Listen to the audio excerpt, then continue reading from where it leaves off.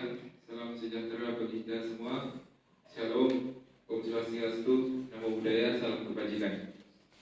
Puji syukur kita panjatkan kepada Tuhan Yang Maha Esa atas karunia-Nya kita dapat berkumpul di Sekolah Tinggi Pertahanan Nasional, tepatnya di ruang rapat perpustakaan pada hari Selasa, 4 Maret 2025, dalam rangka seminar proposal yang akan dilaksanakan oleh Wahyu Dedianto Pratama, NIT 21303764, dengan judul penelitian Penataan Akses Reforma Agraria Menuju Pekerjaan Layak dan Pertumbuhan Ekonomi, Studi Penataan Kelembagaan di Kelurahan Mampilan.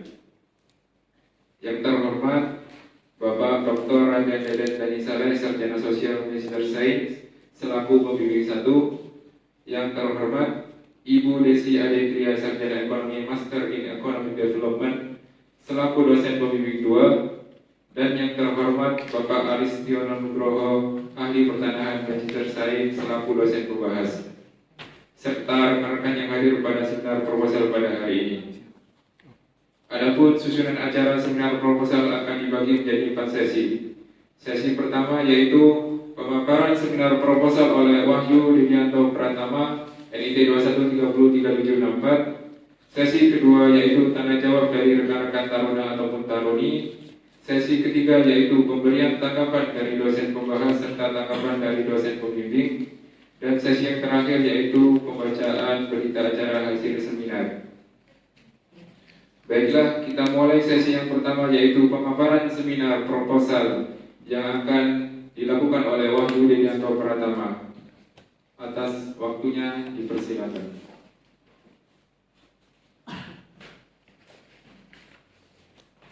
Assalamualaikum warahmatullahi wabarakatuh.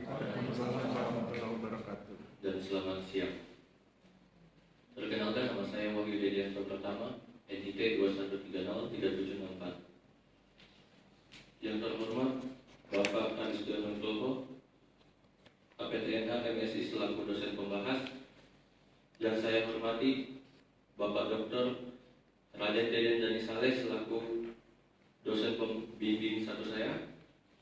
Yang saya hormati Ibu Desi Adetria SE MEC DIP selaku dosen pembimbing 2 saya.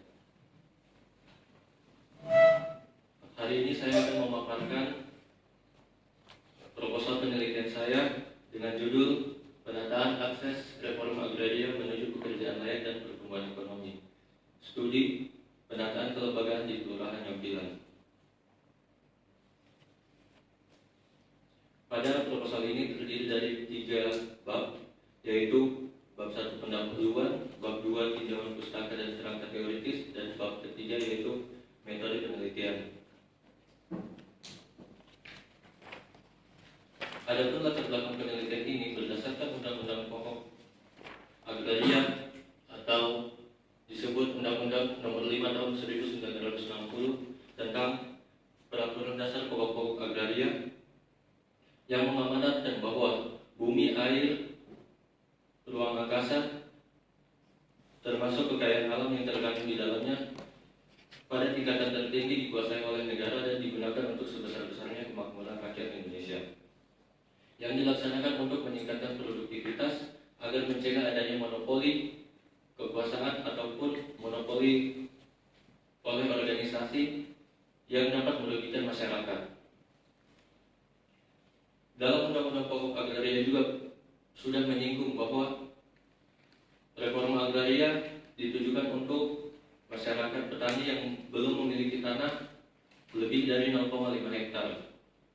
Kemudian diterbitkanlah TAP EPR nomor 9 tahun 2001 tentang perbaruan agraria dan pengelolaan sumber daya alam, yang mana berdasarkan amanat tersebut diterbitkanlah Peraturan Presiden nomor 86 tahun 2018 tentang reforma agraria, yang mana dilaksanakan untuk pelaksanaan penataan aset dan penataan akses. Namun karena dianggap kurang efisien atau kurang sesuai dengan yang diharapkan, peraturan tersebut dicabut dan diganti dengan Peraturan Presiden nomor 62 tahun 2023 tentang pelaksanaan percepatan reforma agraria. agraria didefinisikan sebagai penataan kembali, penguasaan, pemilikan, penggunaan, dan pemanfaatan tanah yang lebih berkeadilan melalui penataan aset dan penataan akses sehingga dapat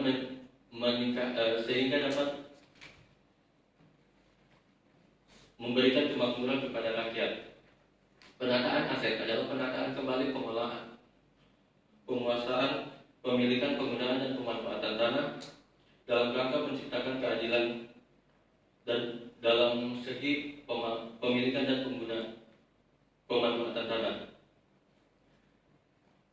Sedangkan penataan aset adalah penataan akses adalah pemberian kesempatan permodalan maupun bantuan lain dalam rangka menciptakan kesejahteraan di bidang pemanfaatan tanah. Direktorat Pemberdayaan Tanah Masyarakat berpedoman pada Rencana Strategis Kementerian Agraria dan Tata Ruang Badan Pertanahan Nasional tahun 2020 sampai 2024 dengan tujuan yaitu menciptakan kesejahteraan dan menyelenggarakan pengelolaan pertanahan dengan sasaran penguasaan, pemilikan, dan penggunaan dan pemanfaatan tanah demi kepastian hukum dan produktif serta indikator kinerja peningkatan pendapatan per kapita penerima reforma agraria. Rencana Strategis Kementerian Agraria dan Tata Ruang Badan Pertanahan Nasional tahun 2020 sampai 2024 serta Peraturan Presiden Nomor 111 Tahun 2022 tentang pelaksanaan pencapaian tujuan pembangunan berkelanjutan membuat program dalam bentuk penanganan akses reforma agraria. Kegiatan tersebut dilakukan untuk mencapai target tujuan pembangunan berkelanjutan atau Sustainable Development Goals. Hal tersebut sesuai dengan teori paradigma manajemen pertanahan yang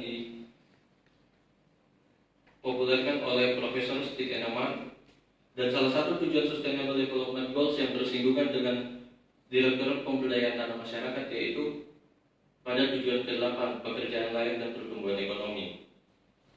Sebagai pelaksana di tingkat wilayah kota ataupun kabupaten, Kota Yogyakarta, Kantor Pertanahan Kota Yogyakarta menjadikan Kelurahan Nyampilan sebagai lokasi penataan reforma agraria, dimulai dari fase pertama yaitu penanganan akses reforma agraria yang dilaksanakan pada tahun 2023, yang selanjutnya pada tahun 2024 dilaksanakan penataan kelembagaan penerima akses reforma agraria, dan fase ketiga pengembangan usaha dan fasilitasi akses pemasaran yang akan dilaksanakan pada tahun 2025. Kelurahan Nyampilan terletak di tengah kota Yogyakarta atau kita sering dengar dengan sentral pembuatan bapia. Kegiatan penataan akses reforma agraria yang di Kelurahan Nyampilan ditujukan kepada para pelaku UMKM yang ada di wilayah tersebut, yang diharapkan akan memberikan akses untuk melaksanakan pengembangan dalam UMKM tersebut. Menurut penelitian terdahulu, kegiatan penataan akses belum berjalan dengan baik jika dilihat dari ketidaksesuaian antara teori dan temuan di lapangan. Menurut Sutaryono dan kawan-kawan, keberhasilan reforma agraria bergantung pada penataan kelembagaan serta diperlukan sinergi antara stakeholder terkait yang sulit untuk tercapai, dan hal tersebut yang menjadi salah satu tahapan dari pelaksanaan penataan akses reforma agraria. Oleh karena itu, penulis tertarik untuk melaksanakan penelitian tentang penataan akses reforma agraria yang berfokus pada fase kedua, yaitu penataan kelembagaan penerima akses reforma agraria di Kelurahan Nyampilan. Adapun rumusan masalah dari penelitian ini yaitu apa saja indikator-indikator pekerjaan layak dan pertumbuhan ekonomi yang terpenuhi pada fase penataan kelembagaan penerima akses reforma agraria di Kelurahan Nyampilan, dengan tujuan penelitian yaitu menganalisis indikator-indikator pekerjaan layak dan pertumbuhan ekonomi yang terpenuhi pada pelaksanaan fase penataan kelembagaan penerima akses reforma agraria di Kelurahan Nyampilan, Kecamatan Nyampilan, Kota Yogyakarta. Dalam penelitian ini terdapat dua manfaat teoritis. Dua manfaat, yaitu manfaat teoritis dan manfaat praktis.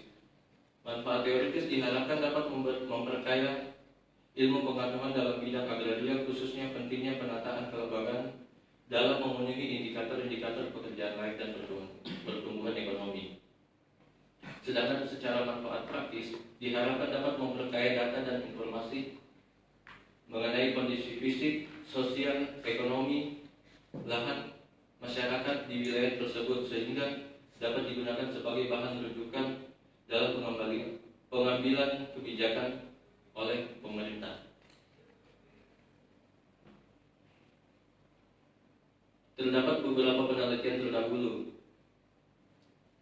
tentang yang telah diteliti oleh Muhammad Lutfi Rahman yang mempunyai kesimpulan mengenai penataan akses yang belum berhasil.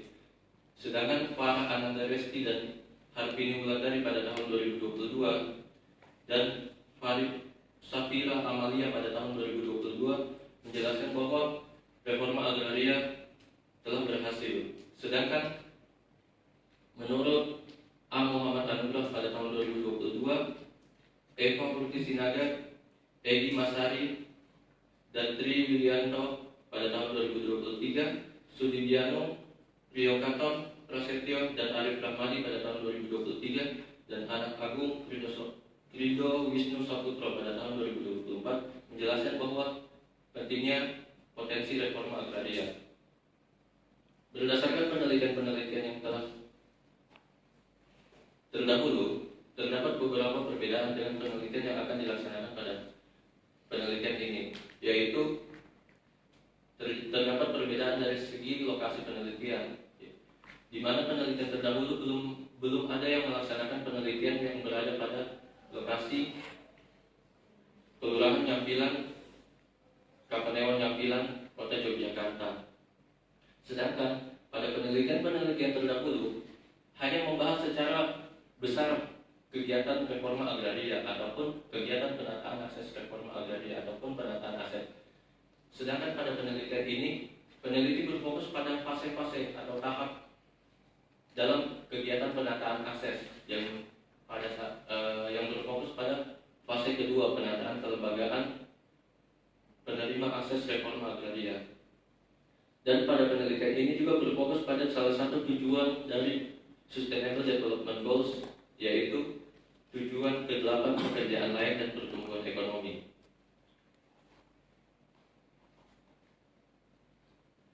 Dalam penelitian ini menggunakan 9 teori, yaitu paradigma manajemen pertanahan, tujuan pembangunan berkelanjutan atau Sustainable Development Goals, reforma agraria, penataan aset, penataan akses, penanganan akses reforma agraria, penataan kelembagaan penerima akses reforma agraria, pengembangan usaha dan fasilitasi akses pemasaran, dan pekerjaan layak dan pertumbuhan ekonomi. Adapun kerangka pemikiran, menurut Profesor Stig Enemark, fungsi-fungsi administrasi pertanahan akan menuju Sustainable Development Goals jika terpenuhinya penguasaan tanah, nilai tanah, penggunaan tanah, dan pengembangan tanah.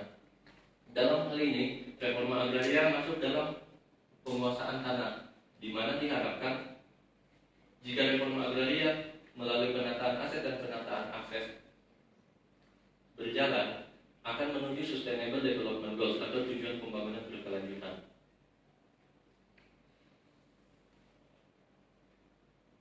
Dalam penelitian ini menggunakan format penelitian pendekatan kualitatif deskriptif, di mana penelitian ini dilakukan secara langsung di lapangan, dan peneliti sebagai alat utama untuk mendeskripsikan apa yang fenomena yang terjadi di lapangan, di mana lokasi penelitian ini terletak di Kelurahan Nyampilan, Kecamatan Nyampilan, Kota Yogyakarta, Daerah Istimewa Yogyakarta.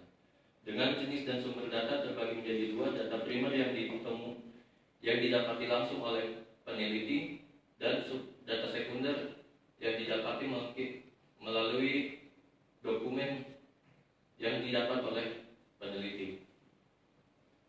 Adapun teknik pengumpulan data menurut Hardani dan kawan-kawan itu terdiri menjadi tiga, yaitu wawancara, observasi, dan dokumen.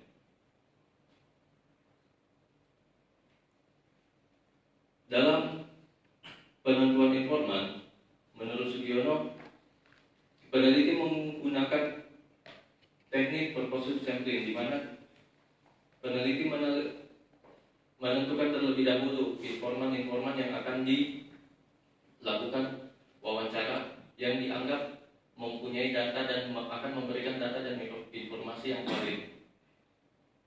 Sehingga menggunakan teknik analisis data menurut Miles dan Haberman, setelah dilaksanakan pengumpulan data, dilaksanakan reduksi data, kemudian dilaksanakan penyajian data dan penarikan kesimpulan. Sekian pemaparan dari saya. Lebih dan kurangnya mohon maaf. Saya kembalikan ke moderator. Baik, demikian pemaparan seminar proposal dari Wahyu Rudianto Pratama.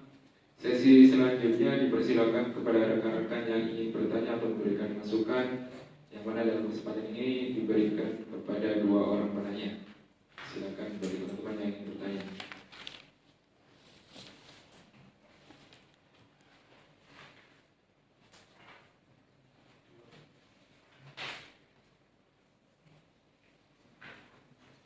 Baik, silakan.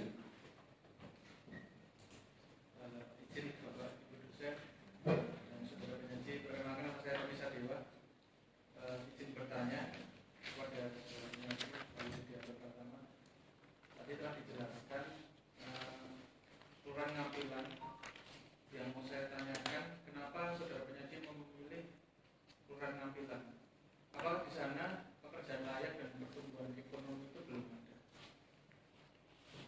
Atau alasan saudara penyaji hanya tertarik mengenai penataan lembaga? Terima kasih.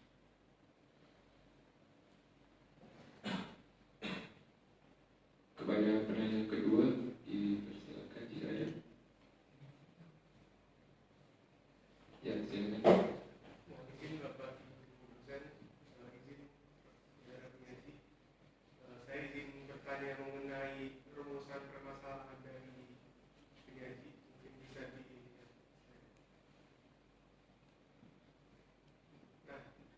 mengenai indikator pekerjaan layak dan pertumbuhan ekonomi yang akan dijawab oleh penyaji sendiri, sepertinya kurang dijelaskan dalam metode pada bab 3 mengenai data dan bagaimana penyaji sendiri akan menjawab rumusan masalah tersebut.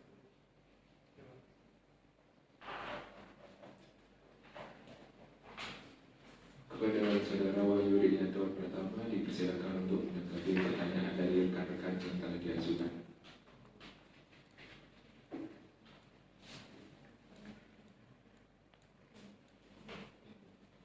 Terima kasih atas pertanyaan yang dari saudara Tommy.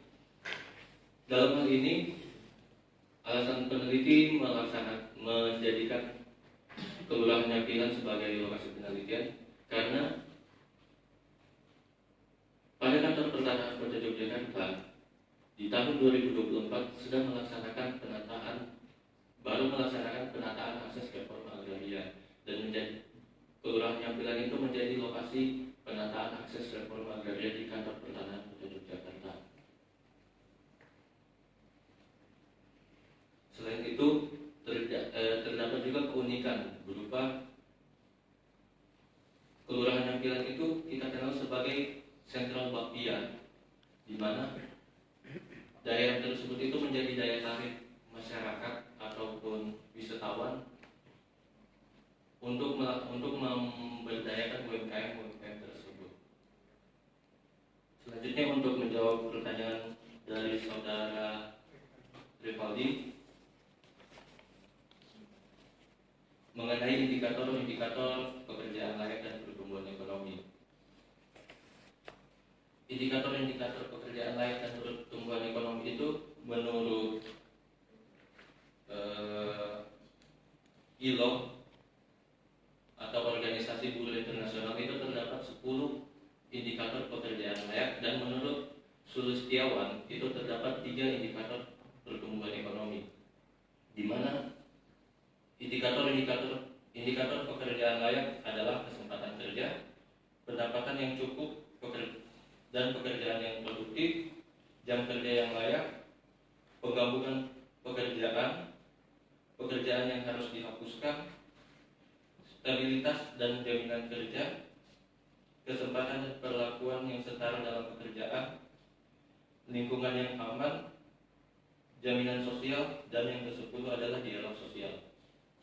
Sedangkan indikator dari pertumbuhan ekonomi menurut Sulistiawan itu ada 3, yaitu akumulasi modal, pertumbuhan populasi, dan kemajuan teknologi. Terima kasih. Apakah ada lagi? Sudah cukup ya. Jadi sesi berikutnya yaitu tanggapan dari dosen pembahas kepada Bapak Aristiono Nugroho. Dipersilakan.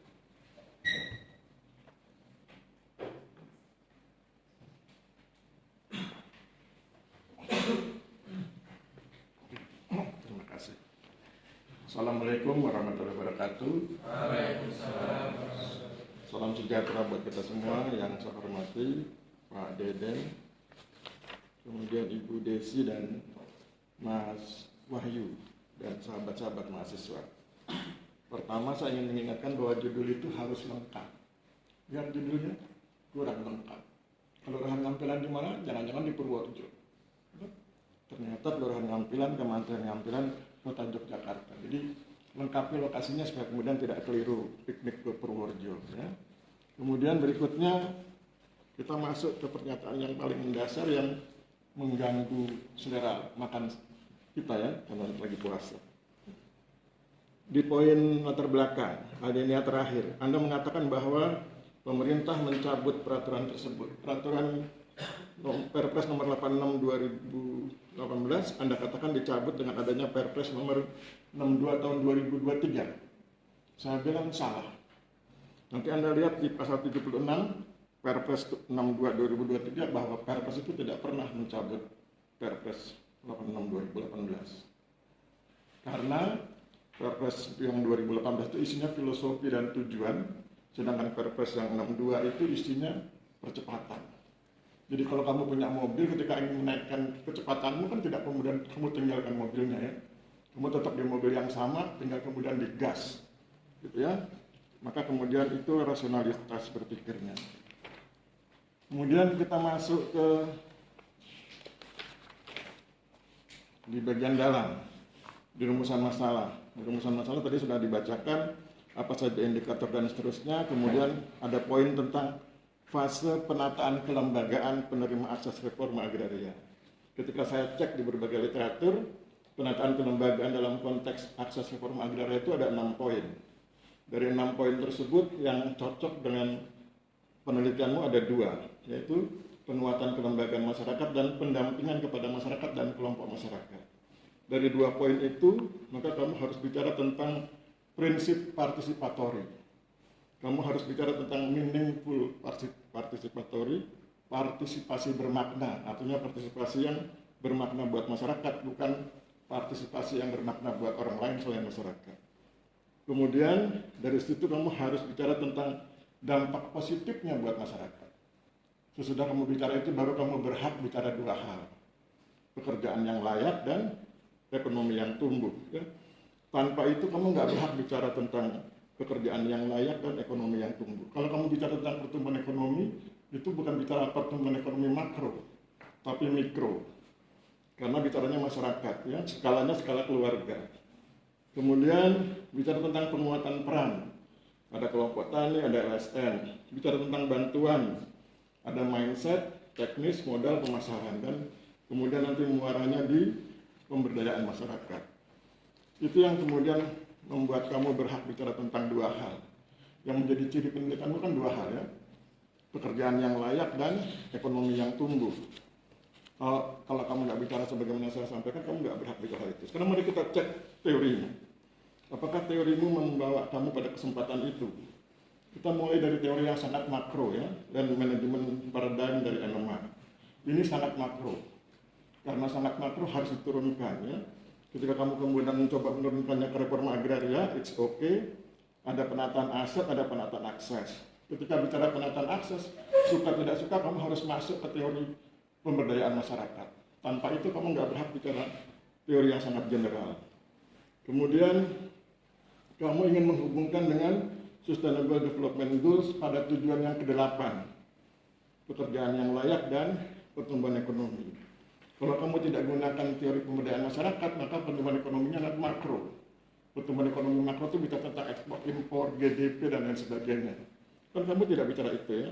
Kamu bicaranya tentang bahwa masyarakat menikmati pertumbuhan itu. Ekonominya tumbuh, ya. Kesejahteraannya meningkat, gitu ya. Nah, kemudian ketika bicara tentang pemberdayaan masyarakat, maka baru kita bicara tentang fase 1 sampai 3. Fase 1 itu bicara tentang penataan sosial dan identifikasi potensi. Fase 2 itu bicara tentang penguatan kelembagaan masyarakat. Fase 3 bicara tentang akses pasar dan pengembangan usaha. Ada dua cara melihat 3 fase ini. Cara pertama, cara birokrat. Cara birokrat itu melihat 3 fase ini sebagai sesuatu yang wajib ada, dan kalau itu tidak ada dalam bentuk proyek atau kegiatan, maka dianggap tidak ada. Birokrat kan orientasinya proyek dan kegiatan. Bagi ilmuwan, sepanjang ada ciri-cirinya di masyarakat, maka tidak peduli apakah itu ada proyek atau tidak ada proyek. Contoh, pemasaran. Meskipun tidak ada proyek dari BPN yang mengajar tentang teknik pemasaran, kalau kemudian mereka meningkat pemasarannya, berarti itu sudah bagian dari kajian penelitian. Jadi silakan kamu pilih, kamu pakai perspektif birokrat atau perspektif ilmuwan. Kalau saya menyarankan perspektif ilmuwan supaya kamu tidak terikat pada jebakan proyek. Kemudian yang berikut, ketika kamu bicara tentang pemberdayaan, maka kemudian kan nanti ada teori pemberdayaan. Nah, saya sarankan nanti kamu boleh pilih yang kamu suka, boleh juga digunakan semua. Ini ada 3 teori pemberdayaan masyarakat yang sangat terkenal ya. Pertama, teori kapabilitas dari Amartya Sen. Itu tentang bagaimana masyarakat punya kemampuan, punya potensi, dan potensi itu kemudian dikembangkan. Nanti kamu lihat di Google Scholar ya, teori kapabilitas dari Amartya Sen. Kemudian yang kedua, teori modal sosial dari Pierre Bourdieu. Itu teori modal sosial, bahwa masyarakat itu punya jejaring, bahwa mereka bisa bekerja sama, bisa berdaya. Yang terakhir, teori pembangunan berbasis komunitas dari David Korten. Nah, itu bicara tentang bagaimana sebuah komunitas diberdayakan lewat berbagai kegiatan. Jadi itu 3 teori yang bisa kamu gunakan 3-tiganya, bisa kamu pilih salah satu. Terserah kamu ya. Kemudian kita masuk ke bagian alir. Ini yang saya bilang, karena kamu tidak menggunakan teori pemberdayaan masyarakat, maka kamu terjebak pada bagian alir makro. Bagian alirmu sangat makro, sehingga kalau bagian alirmu sangat makro, ketika bicara tentang pertumbuhan ekonomi, kamu harus bicara ekspor impor, bicara GDP, bicara PDRB. Itu kan bukan wilayahmu ya, bukan wilayah kajian. Maka kemudian saran saya, bagian alirnya dirubah menjadi lebih mikro. Bagaimana caranya?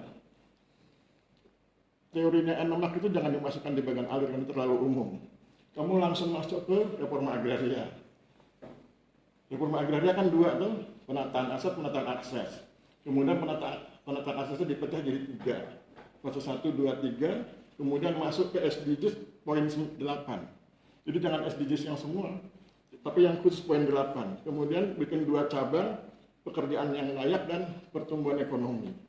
Pekerjaan yang layak itu ada indikatornya secara teoretik yang nanti harus kamu uji di lapangan. Jadi meskipun kamu belum ke lapangan, secara teoretik kamu harus sudah punya indikatornya ya. Nanti tinggal kemudian diuji di lapangan, dikembangkan atau dilihat variasinya. Misalnya begini, pekerjaan yang layak itu indikatornya adalah 1, kesempatan kerja yang produktif, 2, pendapatan yang adil, 3, keamanan dan kesehatan kerja, 4, jaminan sosial, 5, kesetaraan dan non-diskriminasi. Itu indikator pekerjaan yang layak. Kemudian pertumbuhan ekonomi, kamu harus berubah dari yang makro ke mikro. Dari yang pendekatannya negara Indonesia menjadi pendekatannya ngampilan. Nah, ketika bicara ngampilan berarti bicara dalam konteks keluarga. Apa ukurannya atau bagaimana mengobservasinya? Pertama kamu lihat pendapatannya, pendapatan keluarga, kualitas hidupnya, aset keluarga, stabilitas ekonomi keluarga, dan partisipasi dalam kegiatan ekonomi dari keluarga tersebut. Jadi langsung menukik di aspek mikronya. Itu kemudian habis. Terakhir cuma keliru sedikit. Di bab 3 metode penelitian. Kamu bilang wawancara menggunakan panduan wawancara. Yang saya lihat yang kamu gunakan bukan panduan wawancara tapi kuesioner terbuka. Kuesioner terbuka digunakan sebagai panduan wawancara, bukan menggunakan panduan wawancara, karena dua hal yang berbeda itu. Panduan wawancara itu isinya adalah pointer, sedangkan kuesioner terbuka isinya pertanyaan. Kamu kan pertanyaan. Bagi peneliti pemula tidak diizinkan menggunakan panduan wawancara karena khawatir nanti nggak mampu mengembangkan di lapangan. Jadi saran saya tinggal rubah aja kata panduan wawancara menjadi kuesioner terbuka. Saya pikir demikian. Terima kasih. Saya kembalikan kepada moderator. Baik, terima kasih atas masukan dari Bapak Aris Jono. Selanjutnya adalah tanggapan dari dosen prodi 2 kepada Ibu Desi Adusia. Assalamualaikum warahmatullahi wabarakatuh. Sebelumnya saya ucapkan terima kasih untuk Pak Aris dan Pak Deden. Kemudian saya ucapkan terima kasih juga untuk peserta seminar yang sudah hadir. Dan saya berikan apresiasi juga kepada Taruna bimbingan saya, Wahyu Widianto. Oke, dari saya mungkin ada sedikit masukan dan saran. Itu kita lihat di halaman 4. Di halaman 4 di situ paragraf kedua Wahyu menjelaskan melalui industri kuliner bakpia yang diproduksi oleh usaha UMKM yang dimiliki masyarakat setempat. Itu di Kelurahan Nampilan itu apakah hanya ada UMKM bakpia saja atau ada yang lain?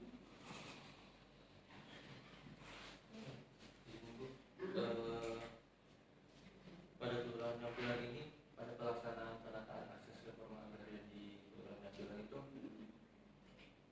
terdapat 3 UMKM yang menjadi peserta pelaksanaan penerima akses, yaitu bakpia, rajut, dan ekoprinting.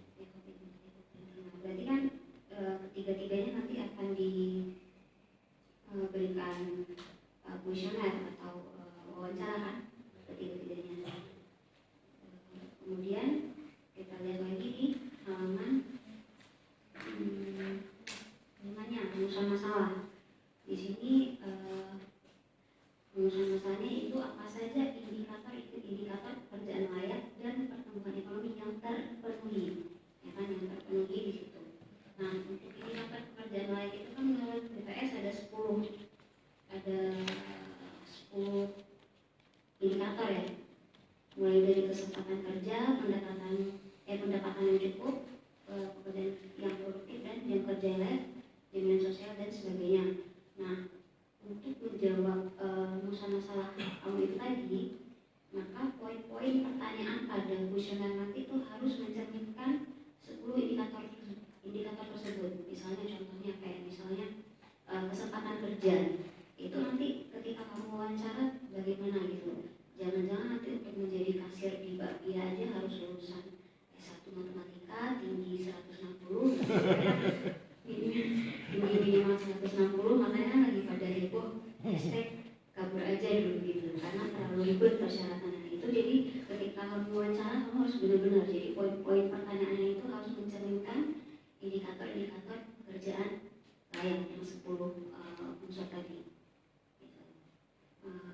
Kemudian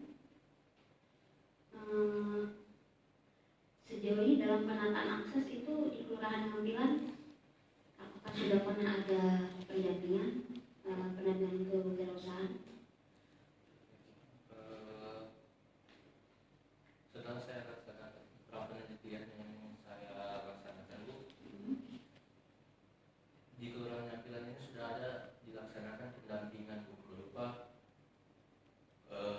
berupa pendampingan pendaftaran di aplikasi Sibakul. Aplikasi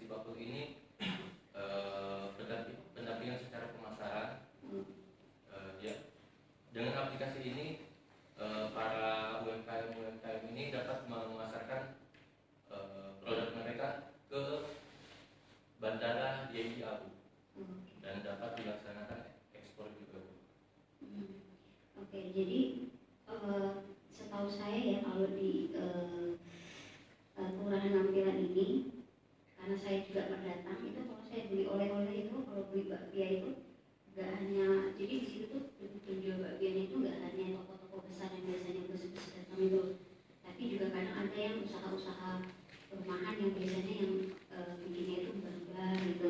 Dan memang kalau secara teknologi mereka lebih tidak lebih bagus, tidak canggih gitu. Kalau yang di bus-bus itu kan, yang toko-toko besar itu yang biasanya bus-bus pada datang kan mungkin ovennya udah lebih besar, tapi kalau yang rumahan ini masih pakai apa namanya, oven lama, masih pakai kompor juga, yang kerja juga simpan di situ. Tapi secara harga kalau saya lihat lebih murah, memang lebih murah. Makanya saya lebih tertarik belanja kalau beli oleh-oleh nih. Kalau saya mau pulang kampung, saya lebih suka belanja di mbak-mbak itu tadi daripada beli yang toko oleh-oleh.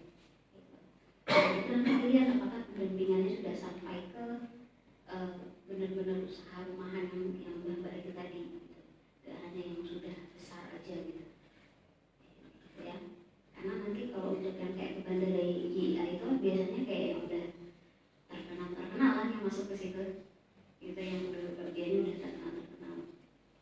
Oke, kemudian terakhir daftar pustaka itu masih kacau sekali, nanti tolong diperbaiki daftar pustakanya. Oke, itu saja dari saya. Sekian dan terima kasih. Wassalamualaikum warahmatullahi wabarakatuh. Terima kasih atas masukan dari Ibu Desi Aditya. Selanjutnya kepada Bapak Raden Denisaren, persilakan. Terima kasih Pak Ari, Bu Desi, terima kasih masukannya.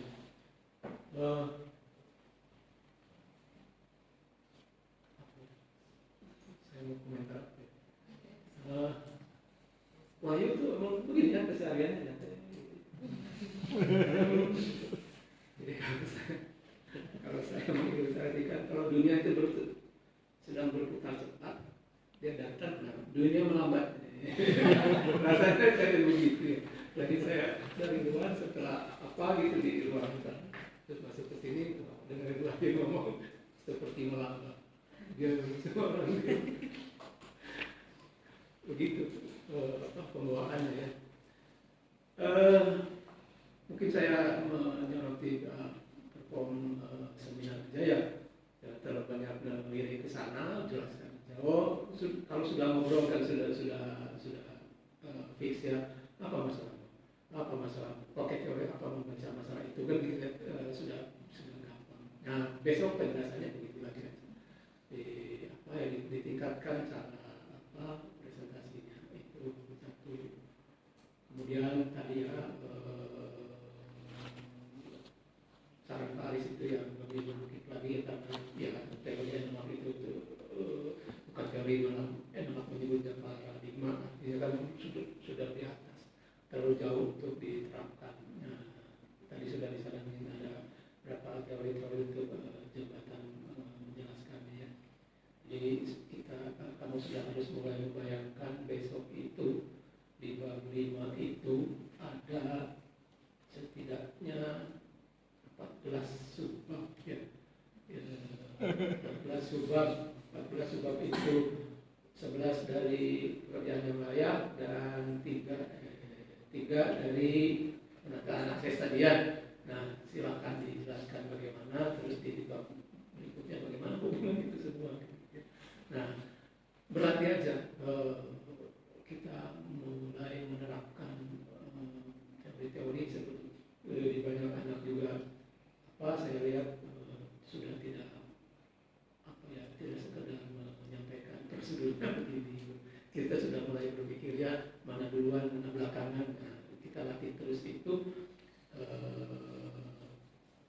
Kita lihat apa cara kamu bagaimana merangkai itu semua. Terutama mungkin ketika tadi ya benar kata Pak Aris di kerangka pikir, bukan alur ya, kerangka. Nah, kerangka itu kalau kamu paham 14 indikator itu, nah, kamu bisa menggambar ini kira-kira larinya kemana, ini kemana.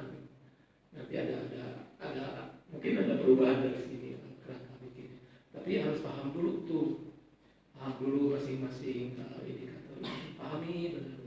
bukan hafal ya, pahami. Jadi kira-kira ini berkaitannya ke sini, tetapi apa dulu? Seperti itu ya. Jadi mungkin tidak akan begini gambarnya kalau paham nanti teori-teori tadi, teori pemberdayaan misalkan, terus teori-teori tentang kehidupan yang layak apa saja, tinggal dibaca itu ya. Nah, saya sarankan kamu belajar lebih dalam lagi. Saya berharap agar paham. Sehingga kalau paham tidak mau ditanya bolak-balik juga tidak akan terganggu. Saya tuh kadang-kadang juga kalau di Yunani itu hanya nanya-nanya aja, nanya bolak-balik, ngobrol sana sini, tanya lagi, berubah lagi. Nah, itu tidak berarti kan masih sebatas hafalan. Saya kan begitu ya, ngobrol ngalor gitu. Di awal apa masalahmu? Oke, sudah bisa jawab. Ngobrol ya, tanya lagi apa masalahmu? Kalau rubah berarti itu belum memahami, gitu ya. Nah sekarang banyak hal yang harus kamu pahami lagi, setidaknya 14 gitu, 14 rangkaian formasinya kayak apa? Lihat dari lapangan nanti kamu yang bisa melihat itu mungkinnya. Terus kata tulis ya, kata tulis tetap saya menyarankan pakai kalimat yang pendek-pendek saja biar subjek predikat jelas, jadi orang tidak pusing membacanya. Satu paragraf satu ide, ya. Jadi mungkin akan ada banyak yang harus jadi kita tidak perlu melingkar-lingkar dari mulai tanah adalah segala untuk keperluan manusia. Kita cukup ngomongin penataan akses itu sudah banyak yang harus dijelaskan, sudah tebal. Tidak harus melingkar-lingkar sana sini. Kita kan mau ngomongin penataan akses kok, penataan akses untuk sustainable development gitu ya. Ini mau jalannya jauh banget, mau ke penataan akses itu di halaman ke-4. Nah itu karena itu salah satunya. Tulis satu, karena satu paragraf itu banyak ide. Jadi yang padat banget, jadi tidak tahu kita mau ngomong apa. Kalau satu paragraf satu ide tahu kita. Maksudnya mau ini, maksudnya mau ini. Tinggalkan dirangkaikan, mengalirkan atau enggak, tinggal kata penghubung. Itu saja ya dari saya. Tadi saran Pak Aris, Bu Desi, koordinasikan kembali di perbaikan nanti. Sudah ini harus perbaikan, diterima tapi harus perbaikan. Pasti begitu. Oke, terima kasih ya. Terima kasih atas masukan dari Bapak pada dari misalnya. Selanjutnya kita telah sesi terakhir, yaitu pembacaan berita acara hasil seminar kepada Bapak Ibu dosen. Saya hukum sih.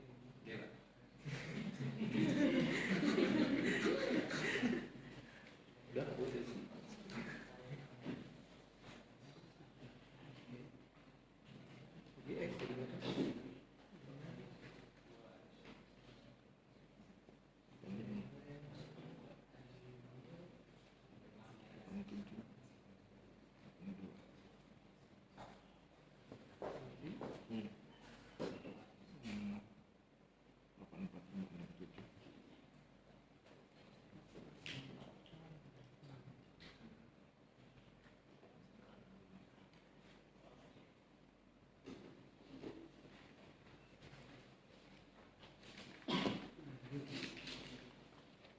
Mas, tanda tangan dulu.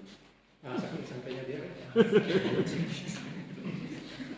Kalau Wahyu datang, semua dunia melambat.